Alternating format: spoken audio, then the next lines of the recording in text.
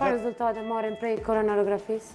Koronografia tash për tash konsiderohet si standard i artë për diagnostikimin e sëmundjeve iskemike të zemrës, apo më thjesht themi për diagnostikimin e ngushtimeve, të cilët takohen tek enët e zemrës, tek ta marrë të zemrës apo ne si quajmë enët koronare.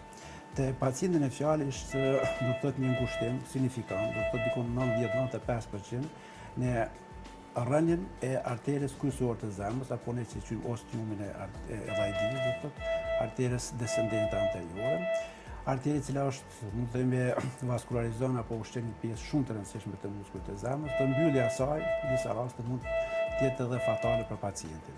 Pas realizimit të koronografisë, pas vërtetimit të ngushtimit signifikant në arterën kryesore të zemrës, atëherë ne si ekip vendosim që duhet të vazhdojmë me metoda intervencionale apo me zgjerim dhe vendosit e anestetik. Kuptohet me përqimin e pacientit. Çdo gjë bëhet kur pacienti do thotë pajtohet edhe ky.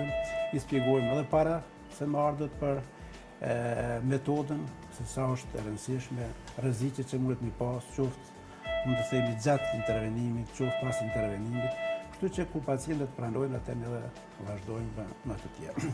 Për fat mirë, do thotë, siç e patë edhe jo, pas realizimit të koronografisë do të depërtuar me arterien udhërrëfyse, ne që quajmë guidewire, bëm zgjerimin e ngushtimit sepse duhet të bëhet para përgatitje para se të vendosë stentimi dhe masandej do të vendosim një stent.